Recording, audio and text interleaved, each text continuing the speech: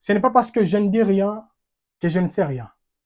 Parce que des fois, la prudence nous exige les silences. Nous devons savoir comment nous taire. Ce n'est pas parce que je ne poste rien que Dieu ne fait rien. Parce que la prudence nous exige et nous oblige les silences. Prenons l'exemple, vous êtes sur Facebook. Et sur Facebook, vous avez 2000 amis. Et vous prenez une photo, ou je dirais même 10 photos de votre maison. Et y compris même dans votre chambre. Il y a d'autres personnes, vous prenez même les photos de votre salon. Et vous postez ça sur Instagram, sur Facebook, sur je ne sais pas quelle plateforme. Maintenant, je vous pose la question.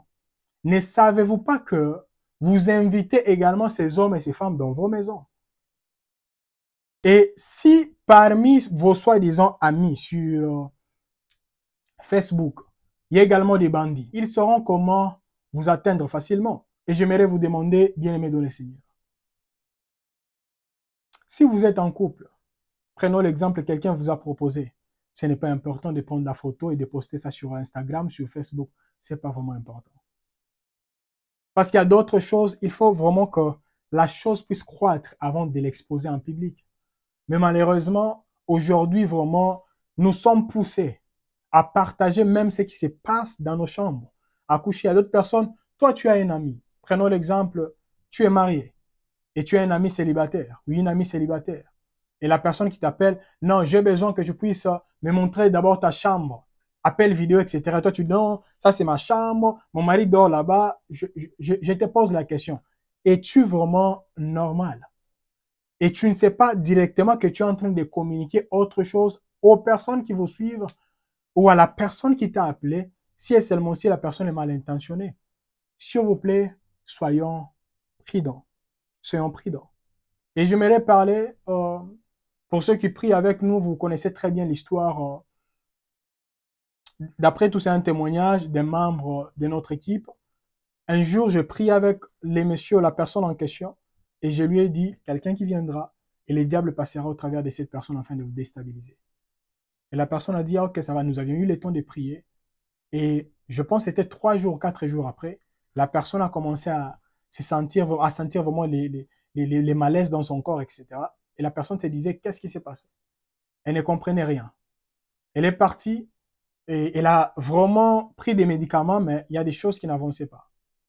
Et la personne a prié, mais en dormant, Dieu lui a révélé les problèmes qui étaient là. Dieu lui a révélé que la personne que cette dernière a invitée dans sa propre maison, c'est la personne qui l'avait empoisonnée.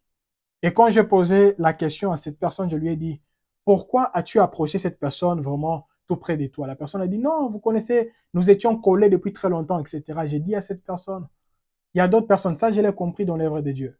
Il y a des personnes que moi j'ai considérées amies il y a 10 ans. Mais actuellement, quand je parle avec la personne, je regarde comme ça, je dis, il n'y a plus des choses de Dieu en lui.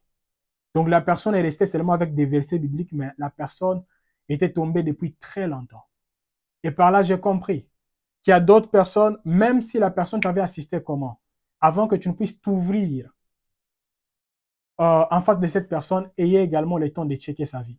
Parce que c'est votre vie que vous allez exposer. Ce n'est pas parce que la personne a une voix qui rock que vous devez directement faire confiance à cette personne. Vous ne savez pas quelles sont vraiment les intentions qui poussent à cette personne de se rapprocher de vous. Soyez souple et prudent. Ne publiez pas n'importe quoi. Et surtout, la vie privée, gardez-la pour vous. Il y a d'autres personnes. Vous, je ne vis pas dans la même ville que vous, mais toutes les histoires qui se passent dans votre maison, vous postez ça. Quand il y a un problème entre vous et votre femme ou votre mari, vous postez sur le statut. Là, déjà, nous savons qu'ici, il y a un conflit, il y a un problème. Quand, je ne sais pas, l'enfant est parti à l'école, avant que l'enfant ne puisse entrer à l'école, directement, tu prends une photo et tu postes ça sur Facebook, sur WhatsApp. Ah, mon fils, aujourd'hui, tu étais très, très bien habillé, etc. Et tu ne sais pas que tu donnes également les histoires, les informations aux bandits, aux kidnappeurs, qu'ils viennent également kidnapper votre fils ou votre fille. Alors, nous allons lancer une requête là actuellement. Nous allons seulement dire ceci, Seigneur, fais-moi grâce. Fais-moi grâce enfin qu'à partir de maintenant, que je sois prudent. Prudent même en parlant avec d'autres personnes. Et en parlant avec eux, que je sache qu'est-ce que je dois dire à ces hommes et qu'est-ce que je ne dois pas dire à ces personnes. Qu'est-ce que je dois partager sur les réseaux sociaux et qu'est-ce que je ne dois pas partager. Il y a d'autres succès qu'on ne doit pas partager sur Internet. Je me rappelle, il y a quelqu'un qui avait été promu il n'y a pas longtemps. Et ce que j'ai aimé, c'est quoi? La personne a publié seulement un verset sur son statut. Moi, quand j'ai lu, j'ai compris parce que la personne m'avait appelé en me disant que j'ai été promu. Mais à d'autres personnes, juste tu as reçu une promotion. En plus, tu n'as même pas encore vu les salaires changer, etc. directement. Cette année, nous irons de promotion en promotion. Ah, désormais, je suis devenu telle personne. Bien aimé dans le Seigneur, c'est l'immaturité.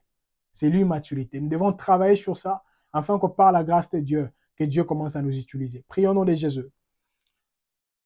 Seigneur, désormais, je te demande et je te prie tout au long de cette année. Seigneur, fais-nous grâce afin que par ta puissance et ton autorité, que nous soyons comptés parmi les hommes et les femmes qui seront honorés.